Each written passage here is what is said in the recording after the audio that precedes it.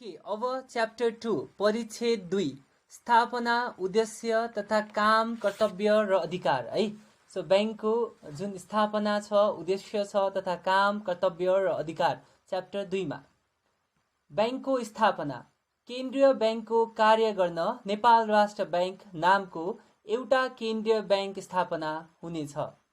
नेपाल राष्ट्र ब्याङ्क ऐन 2012 अन्तर्गत स्थापना भएको नेपाल राष्ट्र ब्याङ्क यसै ऐन अन्तर्गत स्थापना भएको मानिनेछ।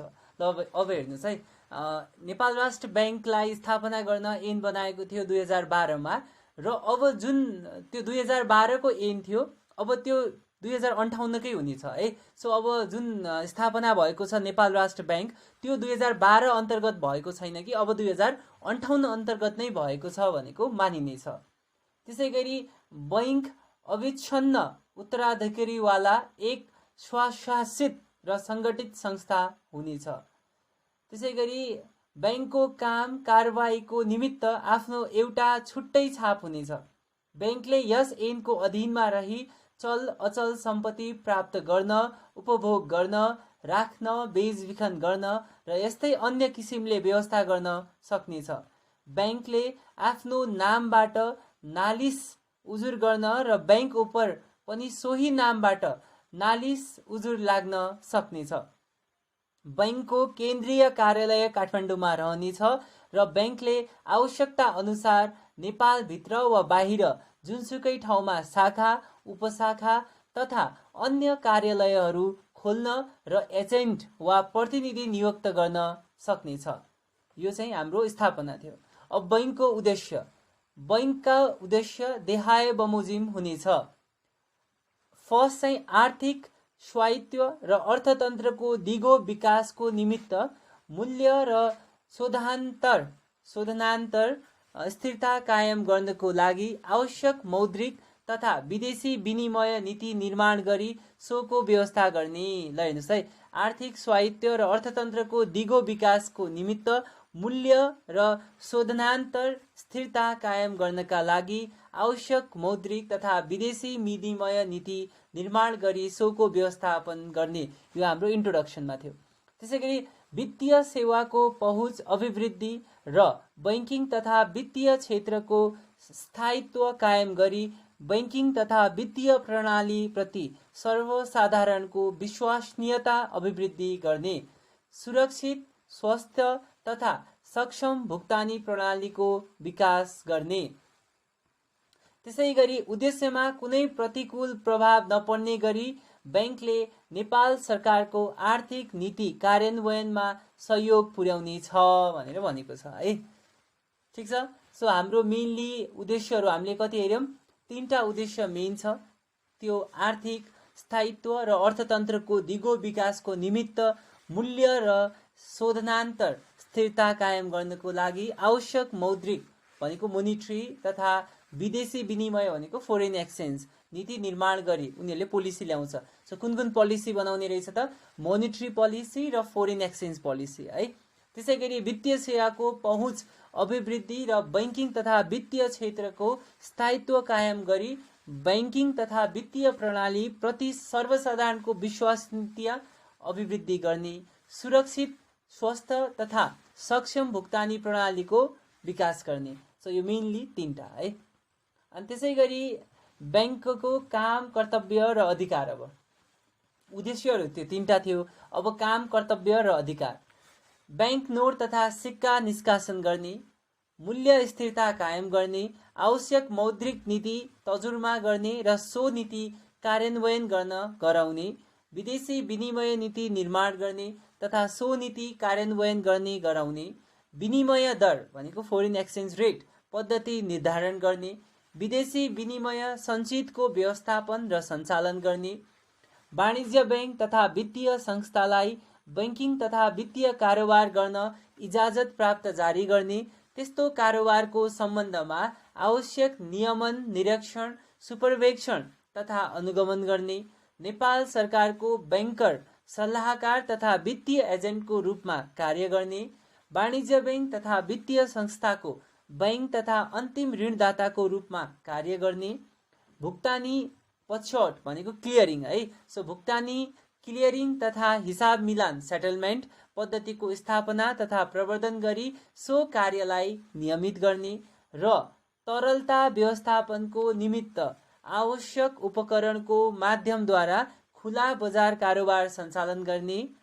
यस ऐन बमोजिम बैंकको उद्देश्य हासिल गर्नका निमित्त बैंकले गर्नुपर्ने अन्य आवश्यक कार्यहरू कार्यान्वयन गर्न गराउने। बैंकलाई यस ऐन वा अन्य प्रचलित कानुनद्वारा प्रदान गरिएको अधिकारको प्रयोग गर्दा आवश्यक पर्ने अन्य काम कारबाही समेत गर्न अधिकार हुनेछ। बैंकले यस ऐन अन्तर्गत प्राप्त गरेको अधिकारको अतिक्रमण कसैबाट हुने छैन। अब बैंकको अग्राधिकार, बैंकले ऋणीलाई प्रदान गरेको कर्जा, ल हेर्नुहोस् है, बैंकले ऋणीलाई, अब यहाँ हाम्रो अलिकति छुट्टै छ यो, हामी अघि के पढेको हो त, हामीले कर्तव्यहरू पढेको, बैंकको काम, कर्तव्य र अधिकारहरू। अब यसमा चाहिँ बैंकको अग्राधिकार भनेको छ है। बैंकले ऋणीलाई प्रदान गरेको कर्जा वा अन्य कुनै पनि किसिमको बैंकको दाबी ऋणीबाट कर्जा असुल उपर गर्ने प्रयोजनको लागि त्यस्तो ऋणीको बैंकमा रहेको खाता वा अन्य कुनै वाणिज्य बैंक वा वित्तीय संस्थामा रहेको खाता, जम्मा रहेको नगद वा त्यस्तो ऋणीको नाममा रहेको अन्य कुनै पनि किसिमको चल अचल सम्पत्ति उपर दाबी सुरक्षित गर्ने बैंकको अग्राधिकार हुनेछ। त्यसैगरी बैंकको अग्राधिकार रहने नगद वा चल अचल सम्पत्तिलाई बैंकले आफ्नो कब्जामा लिई तोकिए बमोजिम बिक्री गरी सोबाट आएको रकमबाट आफ्नो कर्जा असुल उपर गर्नेछ। अब बैंकले गर्नु नहुने काम है, राष्ट्र बैंकले के काम गर्न हुँदैन। यस ऐनमा व्यवस्था गरिएकोमा बाहेक बैंकले देखाएको काम गर्ने छैन। कुनै कर्जा प्रदान गर्ने काम गर्दैन, कुनै पनि किसिमको निक्षेप राख्ने वा कुनै किसिमको आर्थिक उपहार दिने काम गर्दैन। सो राष्ट्र बैंकले कर्जा दिने काम गर्न पाएन, निक्षेप डिपोजिट राख्ने काम गर्न पाएन र कुनै किसिमको आर्थिक उपहार दिने काम पनि गर्न पाएन। कुनै वाणिज्य बैंक, वित्तीय संस्था, सार्वजनिक संस्थान वा कम्पनीको शेयर खरिद गर्ने वा अन्य कुनै पनि किसिमले कुनै वित्तीय, व्यापारिक, कृषि, औद्योगिक वा अन्य संस्थामा स्वामित्व सम्बन्धी अधिकार प्राप्त गर्न त्यो पनि पाइएन। कुनै किसिमको व्यापार गर्न पनि पाइएन वा खरिद गरेर भाडामा लिएर वा कुनै तरिकाबाट चल अचल सम्पत्तिमाथि अधिकार प्राप्त गर्न पनि पाएन। तर आफ्नो कारोबार र व्यवस्था सञ्चालन गर्न वा आफ्नो उद्देश्य पूरा गर्न आवश्यक पर्ने सम्पत्ति भने बैंकले प्राप्त गर्न सकिनेछ। माथि जुनसुकै कुरा लेखिएको भए तापनि बैंकले देखाएका काम गर्न सक्नेछ। कुन त? बैंकले आफ्नो काम कारबाही वा दायित्व पूरा गर्न सहयोग हुने काम कारबाही गर्न संस्थालाई सो संस्थाको कुल पुँजीको 10% नलाग्ने गरी ऋण प्रदान गर्न वा त्यस्ता संस्थाको शेयरमा स्वामित्व प्राप्त गर्ने। सो अब हेर्नुहोस् है, आफ्नो काम कारबाही दायित्व पूरा गर्दाखेरि चाहिँ सहयोग गर्न सक्ने रहेछ। कति प्रतिशतसम्म?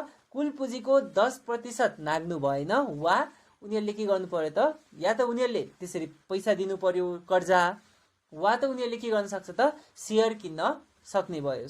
ठिक छ, स्पष्टीकरण गरेको छ। यस खण्डको प्रयोजनको लागि बैंकको काम कारबाही वा दायित्व पूरा गर्न सहयोग हुने काम कारबाही गर्ने संस्था भन्नाले विशुद्ध रूपमा वाणिज्य बैंक वा वित्तीय संस्थाको धितो मूल्याङ्कन, सञ्चालन र संरक्षण गर्ने, धितो पुनर्संरचना गर्ने र हस्तान्तरण गर्ने, साख मूल्याङ्कन गर्ने, साख सूचना आदान प्रदान गर्ने, तथ्याङ्क प्रशोधन गर्ने र सम्प्रेषण गर्ने, वित्तीय उपकरण मुद्रण गर्ने, भुक्तानीको क्लियरिङ गर्ने, सम्पत्तिलाई तरल बनाउने, बैंक नोट वा सिक्का उत्पादन गर्ने, ट्रस्टीको रूपमा काम गर्ने जस्ता बैंकले तोकेको अन्य कुनै पनि संस्था वा कम्पनी सम्झनु पर्छ।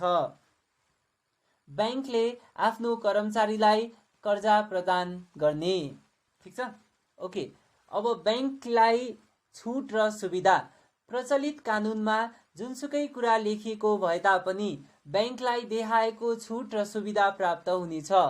बैंकको आम्दानी, पुँजी कारोबार घर जग्गा जायजेथा तथा सम्पत्तिमा सबै किसिमको कर शुल्क तथा महसुल आदिमा छुट। सो राष्ट्र ब्याङ्कलाई चाहिँ उनीहरूको आम्दानी, पुँजी कारोबार, घर जग्गा जायजेथा तथा सम्पत्तिमा सबै किसिमको कर शुल्क तथा महसुल आदिमा छुट। ब्याङ्कले दिने कर्जा वा पुनर्कर्जाको लिखित रेजिस्ट्रेसन गर्न परेमा रेजिस्ट्रेसन दस्तुर नलाग्ने। बैङ्कसँग सम्बन्धित कुनै पनि लिखितमा आय टिकट टाँस्नु नपर्ने। बैङ्कको नोट, सिक्का, सुन, चाँदी तथा टकमरी गर्नुको निमित्त प्रयोग हुने कागज, धातु, रसायन तथा अन्य वस्तुहरूको निकासी र पैठारीमा कुनै किसिमको कर, शुल्क, दस्तुर, महसुल नलाग्ने। नेपाल सरकार र बैङ्कको सम्बन्ध। यस ऐन बमोजिम नेपाल सरकारले बैङ्कसँग र बैङ्कले नेपाल सरकारसँग सम्बन्ध राख्दा अर्थ मन्त्रालय मार्फत राख्नुपर्नेछ। सो उनीहरूको जुन रिलेसन छ त्यो कहाँबाट? अर्थ मन्त्रालयबाट राख्नुपर्नेछ। त्यसै गरी सार्वजनिक निकायसँग समन्वय। आफ्नो उद्देश्य प्राप्तिका लागि ब्याङ्कले सार्वजनिक निकाय वा तिनका एजेन्सी वा निकायसँग आवश्यक समन्वय गर्नेछ। नेपाल सरकारले अनुरोध गरेको खण्डमा ब्याङ्कले शोधनान्तर र ब्याङ्किङ तथा वित्तीय विषयमा आवश्यक सूचना उपलब्ध गराउनु पर्नेछ। ब्याङ्कले अनुरोध गरेको खण्डमा नेपाल सरकार, सार्वजनिक निकाय तथा निजी क्षेत्रले ब्याङ्कलाई आर्थिक तथा वित्तीय विषयमा आवश्यक सूचना उपलब्ध गराउनु पर्नेछ। त्यसै गरी अन्तर्राष्ट्रिय सहयोग तथा सम्बन्ध। ब्याङ्कले आफ्नो अधिकार क्षेत्रभित्र रहेको मौद्रिक नीति, विदेशी विनिमय नीति, शोधनान्तर, ब्याङ्क सुपरभिजन तथा अन्य सम्बन्धित विषयहरूको सम्बन्धमा अन्तर्राष्ट्रिय सङ्घ संस्थाहरूमा नेपालको प्रतिनिधित्व गर्नेछ। ब्याङ्कले विदेशी सरकार, विदेशी केन्द्रीय ब्याङ्क, विदेशी ब्याङ्क तथा अन्तर्राष्ट्रिय सङ्घ संस्थाहरूलाई ब्याङ्किङ तथा भुक्तानी सेवा उपलब्ध गराउने र आफूले पनि तिनीहरूबाट त्यस्तो सुविधा प्राप्त गर्न सक्नेछ। अन्तर्राष्ट्रिय मौद्रिक सहयोगको माध्यमबाट वित्तीय तथा आर्थिक स्वायत्त प्राप्त गर्ने कार्यरत अन्तर्राष्ट्रिय सङ्घ संस्थामा ब्याङ्कले भाग लिनेछ।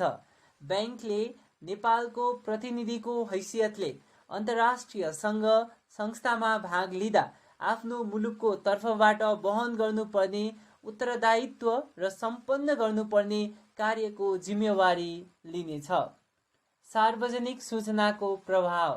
ब्याङ्कले समष्टिगत अर्थतन्त्र, वित्तीय बजारको विकास, मुद्रा प्रदाय, मूल्य स्थिरता, कर्जाको विस्तार, शोधनान्तर तथा विदेशी विनिमय जस्ता विषयमा आफूले गरेको तथ्याङ्गत विश्लेषणको जानकारी नियमित रूपले सार्वजनिक रूपमा प्रकाशन र प्रसारण गर्नेछ।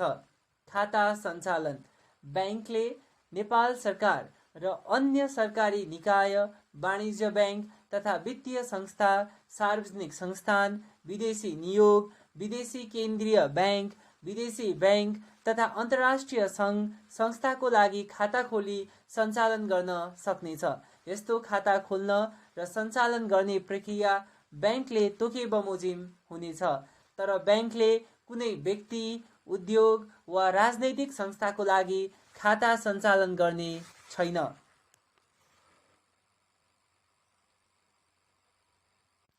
ओके, च्याप्टर 2 अब इङ्ग्लिसमा। Establishment, objectives and functions, duties and powers. Establishment of the bank. There shall be a central bank established in the name as Nepal Rashtra Bank in order to carry out the functions of central bank. The Nepal Rashtra Bank, established under Nepal Rashtra Bank Act 2012, shall be deemed to have been established under this act. The bank shall be an autonomous and corporate body with perpetual successions. There shall be a separate seal for transaction of business of the bank. The bank may, subject to this act, acquire, utilize, retain, sell, and otherwise dispose of or manage movable and immovable property. The bank may sue in its name, and the bank may also be sued in the same name. The central office of the bank shall be located at Kathmandu, and the bank may open branch, sub-branch, and other offices at any place within and outside Nepal and appoint agent or representative as per its requirement. Objectives of the bank. The objectives of the bank shall be as follows: to formulate necessary monetary and foreign exchange policies in order to maintain the stability of price and balance of payment for economic stability and sustainable development of economy, and manage it; to increase the access of financial service and increase the public confidence towards the banking and financial system by maintaining stability of the banking and financial sector; to develop a secure, healthy, and efficient system of payment. The bank shall, without any prejudice to the objectives referred there, can extend cooperation in the implementation of the economic policies of Government of Nepal. Functions, duties, and powers of the bank. In order to achieve the objectives referred above, the functions, duties, and powers of the bank shall be as follows: 1. To issue bank notes and coins. 2. To formulate necessary monetary policies in order to maintain price stability and to implement or cause to implement them. 3. To formulate foreign exchange policies and to implement or to cause to implement them. 4. To determine the system of foreign exchange rate. 5. To manage and operate foreign exchange reserve. 6. To issue license to commercial banks and financial institutions to carry on banking and financial business and to regulate, inspect, supervise, and monitor such transactions. 7. To act as a banker, advisor, and financial agent of Government of Nepal. 8. To act as the banker of commercial bank and financial institutions and to function as the lender of the last resort. 9. To establish and promote the system of payment, clearing, and settlement and to regulate those activities. 10. To operate open market transaction through necessary instrument for liquidity management. 11. To implement or cause to implement any other necessary functions which the bank has to carry out in order to achieve the objective of the bank under this Act. While exercising the powers conferred by this Act or any other prevailing law, the bank shall have power to carry out other functions and take actions which are incidental thereto Act. No one shall violate power conferred on the bank under this. Prior right of the bank. For the purpose of recovering any loan which the bank has given to any borrower or any other type of claim of the bank against any borrower, the bank shall have prior right of security over cash deposited in an account in the name of such borrower at the bank or in any commercial bank or financial institutions or against any other movable and immovable property owned by the borrower for the purpose of recovering such loans. The bank shall recover its loan by taking into its custody the cash or movable or immovable property having its prior right and selling such property as prescribed. Function not to be carried out by bank. Except otherwise provided for in this Act, the bank shall not carry out the following functions. Number 1. Providing any loan, accepting any type of deposit, or making any type of financial gift. Number 2. Purchasing share of any commercial bank, financial institution, public corporation, or a company, or acquiring any type of proprietary right in any financial commercial, agricultural, industrial, or other institution. Number 3. Carrying out any type trade. And number 4. Acquiring right over movable and immovable property by way of purchase, lease, or in any manner whatsoever, provided that the bank may acquire such property as required for carrying out its function or for achieving its objective. Notwithstanding anything contained above, the bank may carry out the following function: to provide loan to and invest in shares of the institution which carry out the functions helpful in carrying out the function of bank or in attaining its objective, not exceeding 10% of the total capital of such institutions. For the purpose of this clause, institutions which carry out the function which are helpful in carrying out the function of the bank or in attaining its objective means any institutions, companies which are exclusively engaged in evaluating, managing, protecting the security, restructuring and transferring the securities of commercial bank or of financial institution, carry out of the functions of credit rating, exchange of credit information process and transmit data, print financial instruments, clearing payments, liquidate property, produce banknotes and coins, and act as trustee and other institutions or companies established for carrying out similar functions and prescribed by the bank, to provide loan to its own employees. Privileges and facilities to the bank. Notwithstanding anything contained in the prevailing laws, the bank shall be entitled to the following privilege facilities: exemption from all types of taxes, fees and charges on the income, capital transactions, house, land, assets, etc. No requirement for the payment of registration fee for registration of the deeds of loan or refinance to be given by the bank. No requirement of revenue stamp on any of the document relating to the bank. There would be no tax, fee, charge, duty on the export and import of bank notes, coins, gold, silver, and the paper, metal, chemicals, and other material to be used for printing banknotes and minting coins. Relation between Government of Nepal and the bank. Any contact by Government of Nepal with the bank and by the bank with Government of Nepal under this Act shall be made through the Ministry of Finance. Coordination with public bodies. The bank may, in order to achieve its objective, make necessary coordination with public bodies or their agencies or their organs. The bank shall, on the request made by Government of Nepal, provide necessary information on the balance of payment, banking and financial matters. Government of Nepal, public bodies and the private sector shall, in the event of request made by bank, provide necessary information on economic and financial matters.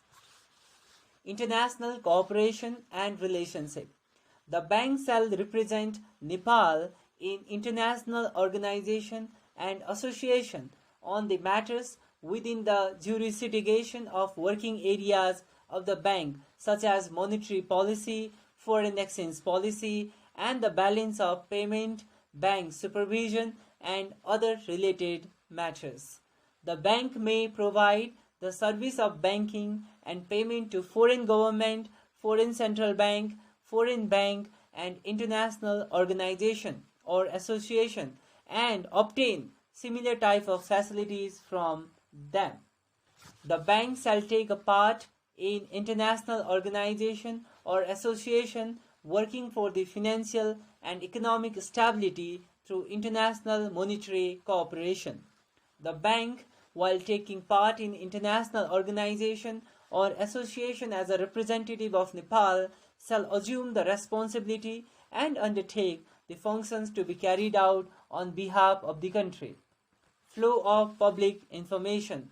The bank shall publish and transmit on regular basis the information on the data-based analysis conducted by it on macroeconomy, development of financial market, monetary circulation, price stability, balance of payment, and foreign exchange extra. Operation of account. The bank may open and operate account for Government of Nepal and other governmental bodies, commercial banks and financial institutions, public corporations, foreign diplomatic missions, foreign central banks, foreign banks and international organization association. The procedure for opening and operating such account shall be as prescribed by the bank, provided that the bank shall not operate account for any individual, industry and political organization. Thank you.